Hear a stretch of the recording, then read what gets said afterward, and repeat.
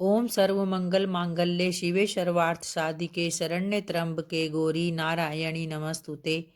करुणामयी माँ जगत जननी आनंद वैसने मई माँ, आपकी सदा जय हो। हे अम्बे, पंखहीन पक्षी और भूख से पीड़ित बच्चे जिस प्रकार अपनी माँ की राह देखते हैं, तो उसी प्रकार मैं आपकी दया की प्रतीक्षा कर रही हूँ।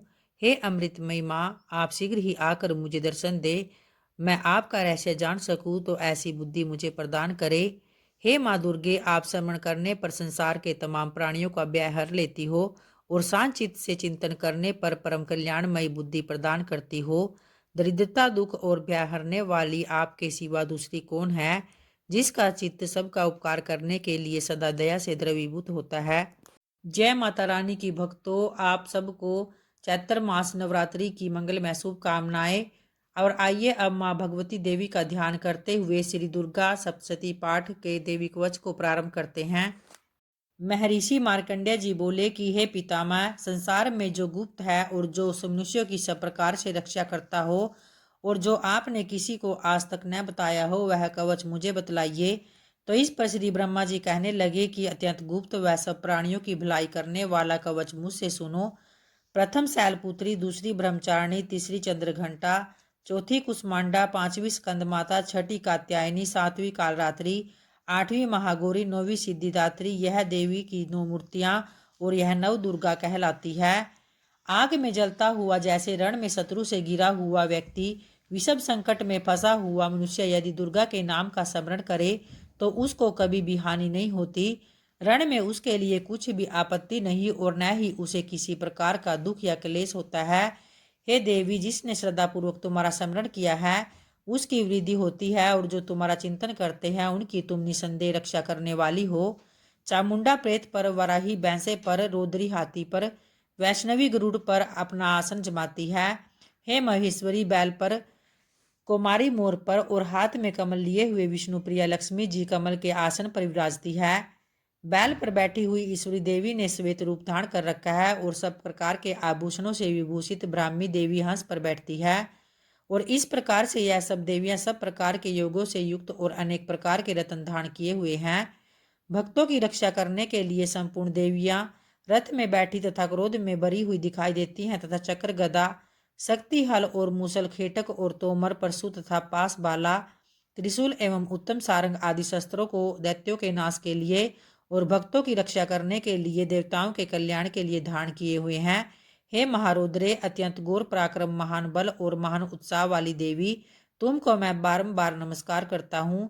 हे देवी, तुम्हारा दर्शन दुर्लभ है तथा आप शत्रुओं के भय को बढ़ाने वाली है। हे जगदम्बिके, मेरी रक्षा करे। पूर्व दिशा में इंद्री मेरी रक्षा करे, अग्निकोण में अग्नि शक्ति, दक्षिण में वाराही देवी, नृत्य कोण में खड़गधारणी देवी मेरी रक्षा करे। वारुणी, पश्चिम दिशा में वायुकोण में मृगवाहिनी, उत्तर में कोमारी और ईशान में शूलधारणी देवी मेरी रक्षा करे। ब्राह्मणी ऊपर की ओर से मेरी रक्षा करे और वैष्णवी देवी नीचे की ओर से मेरी रक्षा करे। तो इसी प्रकार शव पर बैठी हुई चामुंडा देवी दसों दिशाओं में मेरी रक्षा करे। जया देवी आगे, विजया पीछे की ओर, अजिता बाईं और अपराजिता दाईं ओर मेरी रक्षा करे। देवी शिखा की मेरी रक्षा करे तथा उमा सिर में स्थित होकर मेरी रक्षा करे। तो इस प्रकार मस्तक में मालाधारी देवी रक्षा करे और यशस्विनी देवी मेरी बाहों का संरक्षण करे। बाहों के मध्य भाग में त्रिनेत्रा, नथुनों की यमघंटा देवी रक्षा करे। नेत्रों के मध्य भाग में शंखनी देवी और द्वारवासिनी देवी कानों की रक्षा करे। कपोलों की कालिका देवी और कानों के मूल भाग की भगवती सांगरी रक्षा करे। सर्वमंगला वाणी की रक्षा करे। भद्रकाली गर्दन की और धनुधरी पीठ के मेरुदंड की रक्षा करे। कामाक्षी ठोडी की सर्वमंगला वाणी की रक्षा करे। कंठ के बाहर भाग की नीलग्रीवा और कंठ की नली की नीलकुबरी रक्षा करे। दोनों स्कंदों की खड़गनी और वज्रधारणी मेरी दोनों बाहों की रक्षा करे। दंडिनी दोनों हाथों की और अंबिका देवी समस्त उंगलियों की रक्षा करे। कामिनी देवी नाभि की, गुहेश्वरी गुहस्थान की, पूतना और कामिका लिंग की और महिषवाहिनी गुदा की रक्षा करे। तो संपूर्ण इच्छाओं को पूर्ण करने वाली महाबला देवी दोनों जंघाओं की रक्षा करे। विंध्यावासिनी दोनों घुटनों की और तैसी देवी दोनों पांवों के पृष्ठभाग की। श्रीदेवी पांवों की उंगलियों की, स्थलवासिनी तलुओं की मेरी रक्षा करे। उदरव केसनी केशों के बागेश्वरी वाणी की रक्षा करे। रोमवलियों के छिद्रों की, कोबरी और त्वचा की बागेश्वरी देवी मेरी रक्षा करे। पार्वती देवी रक्त मज्जावास मांस हड्डी की रक्षा करे, कालरात्रि आंतों की रक्षा करे, मुक्तेश्वरी पित्त की, पद्मावती कमलकोश की, चूड़ामणि कफ की रक्षा करे, ज्वालामुखी नसों के जल की रक्षा करे, अविद्या देवी शरीर के सब जोड़ों की रक्षा करे, ब्राह्मणी मेरे वीर्य की, छत्रेश्वरी छाया की और धर्मधारिणी मेरे अहंकार मन तथा बुद्धि की रक्षा करे, प्राण अपान समान उदान और व्यान की वज्रहस्ता देवी मेरी रक्षा करे, कल्याण शोभना मेरे प्राण की रक्षा करे, रस रूप गंध शब्द और स्पर्श इन विषयों का अनुभव करते समय योगिनी देवी मेरी रक्षा करे तथा मेरे सत्व गुण रजोगुण तमोगुण की रक्षा नारायणी देवी करे, आयु की रक्षा वराही देवी करे, वैष्णवी धर्म की तथा चक्रिणी देवी मेरी यश कीर्ति लक्ष्मी धन विद्या की रक्षा करे, इंद्राणी मेरे शरीर की रक्षा करे, और हे चंडिके आप मेरे पशुओं की रक्षा करिए, माँ लक्ष्मी मेरे पुत्रों की रक्षा करिए, और भैरवी मेरी पत्नी की रक्षा करे, मेरे पथ की सुप्ता तथा मार्ग की क्षमा करी देवी रक्षा करे, राजा के दरबार में महालक्ष्मी तथा सब और व्याप्त रहने वाली विजय देवी चारों ओर से मेरी रक्षा करे, जो स्थान रक्षा से रहित हो और कवच में रह गया हो उसकी पापों का नाश करने वाली जयंती देवी रक्षा करे, अपना शुभ चाहने वाले मनुष्य को बिना कवच के एक भी पग नहीं कहीं नहीं जाना चाहिए, क्योंकि कवच रखने वाला मनुष्य जहाँ जहाँ भी जाता है वहाँ वहाँ उसे अवश्य धन लाभ होता है तथा विजय प्राप्त करता है। वह जिस अभिष्ट वस्तु की इच्छा करता है वह उसको इस कवच के प्रभाव से अवश्य मिलती है और वह इसी संसार में महाऐश्वर्य को प्राप्त भी करता है।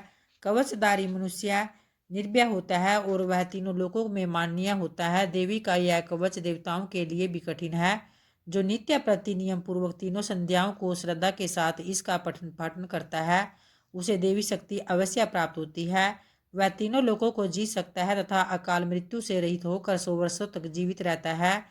हे माँ, इसके अतिरिक्त पृथ्वी पर विचरण करने वाले भूचर नभचर जलचर प्राणी उपदेश मात्र से सिद्ध होने वाले निम्न कोटि के देवता, जन्म के साथ प्रकट होने वाले देवता, कुल देवता, कंठमाला आदि डाकनी सांकनी, अंतरिक्ष में विचरण करने वाली अत्यंत बलवती भयानक डाकनियां, गृहभूत यक्ष गंधर्व राक्षस ब्रह्मा राक्षस वैताल कुष्मांड और भैरव आदि अनिष्ट कारक देवता भी उस मनुष्य को जिसने कि अपने हृदय में यह कवच धारण किया हुआ है देखते ही भाग जाते हैं। और इस कवच के धारण करने से मान और तेज भी बढ़ता है। जो भी मनुष्य इस कवच का पाठ करके उसके पश्चात सप्तशती चंडी का पाठ करता है तो उसका यश जगत में विख्यात होता है। और जब तक वन पर्वत और कानन आदि इस भूमंडल पर स्थित है तब तक यहाँ पुत्र पौत्र आदि संतान परंपरा बनी रहती है। फिर देहांत होने पर ऐसा मनुष्य परम पद को प्राप्त करता है और जो देवताओं के लिए भी कठिन है, और अंत में सुंदर रूप को धारण करके भगवान शंकर के साथ आनंद करता हुआ वह परम मोक्ष को प्राप्त करता है। तो इस प्रकार से भक्तों श्री दुर्गा देवी कवच यही संपन्न होता है। और आइए अब श्री दुर्गा सप्तशती पाठ के पहले अध्याय को प्रारंभ करते हैं, जिसमें महर्षि का राजा सूरत और समाधि को देवी की महिमा बताना आदि का वर्णन किया गया है। महर्षि मार्कंडेय जी बोले, सूर्य के पुत्र सावर्णी की उत्पत्ति की कथा विस्तार पूर्वक कहता हूँ तो सुनो। सावर्णी महामाया की कृपा से जिस प्रकार मनवंतर के स्वामी हुए उसका हाल भी सुनो। पहले सवरोचिस नामक मनवंतर में चैत्रवंशी सूरत नाम के एक राजा थे और सारी पृथ्वी पर उनका राज्य था। वह प्रजा को अपने पुत्र के समान मानते थे।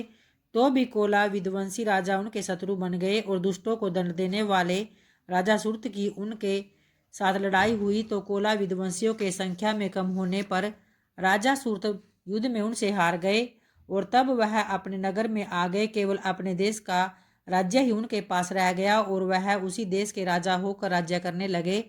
किंतु उनके शत्रुओं ने उन पर वहां भी आक्रमण किया। राजा को बलहीन देखकर उनके दुष्ट मंत्रियों ने राजा की सेना और खजाना अपने अधिकार में कर लिया। तब राजा सूरत अपने राज्याधिकार को हार कर शिकार खेलने के बहाने घोड़े पर सवार होकर वहां से एक भयंकर वन की ओर चले गए और उस वन में उन्होंने महर्षि मेधा का आश्रम देखा। वहां मेधा महर्षि अपने शिष्यों तथा मुनियों से सुशोभित बैठे हुए थे और वहां कितने ही हिंसक जीव परम शांति भाव से रहते थे। तब राजा सूरत ने महर्षि मेधा को प्रणाम किया और महर्षि ने भी उनका उचित सत्कार किया। राजा सूरत महर्षि के आश्रम में कुछ समय तक वहीं ठहरे रहे। अपने नगर की ममता के आकर्षण से राजा अपने मन में सोचने लगे कि पूर्व काल में पूर्वजों ने जिस नगर का पालन किया था वह आज मेरे हाथ से निकल गया है। मेरे दुष्ट एवं दुरात्मा मंत्री मेरे नगर की अब धर्म से रक्षा कर रहे होंगे या नहीं। तो ऐसा विचार कर मेरा प्रधान हाथी जो कि सदा मद की वर्षा करने वाला और सूरवीर था, मेरे वैरियों के वश में न होकर न जाने क्या दुख भोग रहा होगा। मेरे आज्ञाकारी नौकर जो मेरी कृपा से धन और भोजन पाने के में से सदैव सुखी रहते थे और मेरे पीछे पीछे चलते थे, वह अब निश्चय ही दुष्ट राजाओं का अनुसरण करते होंगे तथा मेरे दुष्ट एवं दुरात्मा मंत्रियों द्वारा व्यर्थ ही धन को व्यय करने से वंचित संचित किया हुआ मेरा खजाना एक दिन अवश्य खाली हो जाएगा। तो इस प्रकार की बहुत सी बातें सोचता हुआ वह राजा निरंतर दुखी रहने लगा। और एक दिन राजा सूरत ने ऋषि मेधा के आश्रम के निकट एक वैश्य को देखा और राजा ने उससे पूछा कि भाई तुम कौन हो, यहाँ तुम्हारे आने का क्या कारण है और तुम मुझे शोकग्रस्त अनमने से दिखाई देते हो, इसका क्या कारण है। तब राजा के यह नम्र वचन सुनकर वैश्य ने महाराज सूरत को प्रणाम करके कहा। और वैश्य बोला, राजन मेरा नाम समाधि है, मैं दनियों के कुल में उत्पन्न एक वैश्य हूँ और मेरे दुष्ट स्त्री पुत्रादिकों ने लोभ से मेरा सब धन छीन लिया है, मुझे घर से निकाल दिया है। मैं इस तरह से दुखी होकर इस वन में चला आया हूँ और यहाँ रहता हुआ मैं इस बात को भी नहीं जानता कि अब घर में इस समय सब कुशल है या नहीं। यहाँ मैं अपने परिवार का आचरण संबंधी कोई समाचार भी नहीं पा सकता कि वह घर में इस समय कुशल पूर्वक है या नहीं। मैं अपने पुत्रों के संबंध में यह भी नहीं जानता कि वह सदाचारी है या दुराचार में फंसे हुए हैं। तब राजा बोले, जिस धन के लोभी स्त्री पुत्रों ने तुम्हें घर से निकाल दिया, फिर भी तुम्हारा चित्त उनसे क्यों प्रेम करता है। वैश्य ने कहा, मेरे विषय में आपका ऐसा कहना ठीक है, किंतु मेरा मन इतना कठोर नहीं है। यद्यपि उन्होंने धन के लोभ में पड़कर पितृ स्नेह को त्याग कर मुझे घर से निकाल दिया है, तो भी मेरे मन में उनके लिए कठोरता नहीं आती। हे महामते, मेरा मन फिर भी उनमें क्यों फंस रहा है। तो इस बात को जानता हुआ भी मैं नहीं जान रहा हूँ, मेरा चित्त उनके लिए दुखी है और मैं उनके लिए लंबी लंबी सांसें ले रहा हूँ। और तब महर्षि मार्कंडेय जी ने कहा कि हे ब्राह्मण, इसके पश्चात महाराज सूरत और वह वैश्य दोनों महर्षि मेधा के समीप गए और उनके साथ यथायोग्य न्याय संभाषण करके दोनों ने वार्ता आरंभ की। तब राजा बोले कि हे भगवान, मैं आपसे एक बात पूछना चाहता हूँ, सो आप कृपा करके मुझे बतलाइए। मेरा मन मेरे अधीन नहीं है, मैं बहुत दुखी हूँ। राज्य धनादिक की चिंता अभी तक मुझे में बनी हुई है और मेरी यह ममता ज्ञानियों की तरह बढ़ती ही जा रही है और यह समाधि नामक वैश्य भी अपने घर से अपमानित होकर आया है। इसके स्वजनों ने भी इसे त्याग दिया है, स्वजनों से त्यागा हुआ भी यह उनसे हार्दिक प्रेम रखता है। तो इस तरह हम दोनों ही दुखी हैं। हे महाभाग, उन लोगों के अवगुणों को देखकर भी हम दोनों के मन में उनके लिए ममता जनित आकर्षण उत्पन्न हो रहा है। हमारे ज्ञान रहते हुए भी ऐसा क्यों है। अज्ञानी मनुष्यों की तरह हम दोनों में यह मूर्खता क्यों है। तब महर्षि मेधा ने कहा, विषम मार्ग का ज्ञान सब जंतुओं को है, सबों के लिए विषय पृथक पृथक होते हैं। कुछ प्राणी दिन में नहीं देखते और कुछ रात को, परंतु कोई जीव ऐसे हैं जो दिन तथा रात दोनों में देख सकते हैं। यह सत्य है कि मनुष्यों में ज्ञान प्रदान है, किंतु केवल मनुष्य ही ज्ञानी नहीं होता, पशु पक्षी आदि भी ज्ञान रखते हैं। जैसे यह पशु पक्षी ज्ञानी है, वैसे ही मनुष्यों का ज्ञान, और जो ज्ञान मनुष्यों में है वैसे ही पशु पक्षियों की ओर देखो कि अपने भूख से पीड़ित बच्चों की चोंच में कितने प्रेम से दाने डालते हैं। श्री हरि की जो माया है उसी से यह संसार मोहित हो रहा है। इसमें आश्चर्य की कोई बात नहीं, क्योंकि वह भगवान विष्णु की ओर निद्रा है और यह माता ही तो है जिसके कारण संसार मोह में जकड़ा हुआ है। यही महामाया भगवती देवी ज्ञानियों के चित्त को बलपूर्वक खींचकर मोह में डाल देती है और उसी के द्वारा संपूर्ण जगत की उत्पत्ति होती है। यही भगवती देवी प्रसन्न होकर मनुष्य को मुक्ति प्रदान करती है। यही संसार के बंधन का कारण है। और फिर महाराज सूरत ने पूछा कि हे भगवान, वह देवी कौन है जिसको आप महामाया कहते हैं। हे ब्राह्मण, वह कैसे उत्पन्न हुई और उसका क्या कार्य है, उसके चरित्र कौन कौन से हैं। हे प्रभु, उसका जैसा प्रभाव हो, जैसा स्वरूप हो, वह सब ही कृपा करके मुझसे कहिए, मैं आपसे सुनना चाहता हूँ। तब महर्षि मेधा बोले कि हे राजन, वह देवी तो नित्य स्वरूप है, उसी के द्वारा यह संसार रचा गया है और तब भी उसकी उत्पत्ति अनेक प्रकार से होती है। वह सब आप मुझसे सुनो। वह देवताओं का कार्य सिद्ध करने के लिए प्रकट होती है और उस समय वह उत्पन्न हुई कहलाती है। संसार को जलमय करके जब भगवान विष्णु योग निद्रा का आश्रय लेकर शेषैया पर सो रहे थे, तब मधुकैटभ नाम के दो असुर उनके कानों में मैल से प्रकट हुए और वह श्री ब्रह्मा जी को मारने के लिए तैयार हो गए। तब श्री ब्रह्मा जी ने जब उन दोनों को अपनी ओर आते देखा और यह भी देखा कि भगवान विष्णु योग निद्रा का आश्रय लेकर सो रहे हैं, तो वह उस समय श्री भगवान के जगाने के लिए उनके नेत्रों में निवास करने वाली योग निद्रा की स्तुति करने लगे। और श्री ब्रह्मा जी ने कहा कि हे देवी, तुम ही स्वाहा, तुम ही स्वदा और तुम ही वष्टकार हो, स्वर भी तुम्हारा ही स्वरूप है। हे देवी, तुम ही महाविद्या, महामाया, महामेधा, महारात्रि और मोहरात्रि हो। श्री ईश्वरी और बोध स्वरूपा बुद्धि भी तुम ही हो। लज्जा, पुष्टि, तुष्टि, शांति और समा भी तुम ही हो। तुम खड़क धारणी, शूल धारणी, गौर रूपा तथा गदा, चक्र, शंख और धनुष के धारण करने वाली हो। बाण, भुसुंडी और परिग, यह भी सब तुम्हारे ही अस्त्र है। तुम सौम्या और सौम्यतर हो। यही नहीं बल्कि जितनी भी सौम्य तथा सुंदर वस्तुएं इस संसार में है, उन सब से बढ़कर सुंदर तुम ही हो। पर और अपर सबसे परे रहने वाली सुंदर तुम ही हो। हे सर्वस्वरूपे देवी, जो भी सत असत पदार्थ है और उनमें जो शक्ति है वह तुम ही हो। मुझे भगवान विष्णु तथा भगवान शंकर को श्री धारण कराने वाली तुम ही हो। तुम्हारी स्तुति करने की शक्ति किस में है हे देवी? तुम तो अपने इन उदार प्रभावों के कारण ही प्रशंसनीय हो। मधु और कैटप जो भयंकर असुर है, इन्हें तो मुंह में डाल दो और श्री हरि भगवान विष्णु को भी जल्दी जगा दो और उनमें इनको मार डालने की बुद्धि भी उत्पन्न कर दो। महर्षि मेधा बोले, हे राजन, जब श्री ब्रह्मा जी ने देवी से इस प्रकार स्तुति करके भगवान को जगाने तथा मधु और कैटब को मारने के लिए कहा, तो वह भगवान श्री विष्णु के नेत्र, मुख, नासिका, बाहु, हृदय और वक्षस्थल से निकल कर श्री ब्रह्मा जी के सामने खड़ी हो गई।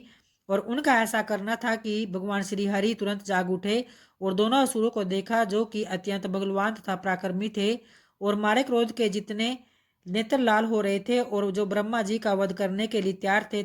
और तब क्रुद्ध होकर उन दोनों दुरात्मा असुरों के साथ भगवान श्री हरि पूरे 5,000 वर्ष तक लड़ते रहे।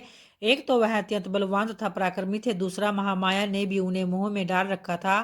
अतः वह श्री भगवान से कहने लगे, हम दोनों तुम्हारी वीरता से अत्यंत प्रसन्न है, तुम हमसे कोई वर मांगो। भगवान ने कहा, यदि तुम मुझ पर प्रसन्न हो तो अब तुम मेरे हाथों से मर जाओ। बस इतना सा ही वर मैं तुमसे मांगता हूँ, या दूसरे वर से क्या प्रयोजन? महर्षि मेधा बोले, इस तरह से जब वह धोखे में आ गए और अपने चारों ओर जल ही जल देखा, तो भगवान श्री हरि से कहने लगे, जहाँ पर जल न हो, सूखी जमीन हो, उसी जगह हमारा वध कीजिए। तब महर्षि मेधा जी कहते हैं, तथास्तु कहकर भगवान श्री हरि ने उन दोनों को अपनी जंघा पर लिटाकर उन दोनों के सिर काट डाले। तो इस तरह से यह देवी श्री ब्रह्मा जी के स्तुति करने पर प्रकट हुई। तो भक्तों, इस तरह से आज का दुर्गा सप्तशती पाठ अध्याय पहला यहीं संपन्न होता है और कल की वीडियो में दूसरे अध्याय को प्रारंभ करेंगे। जय माता रानी की। धन्यवाद।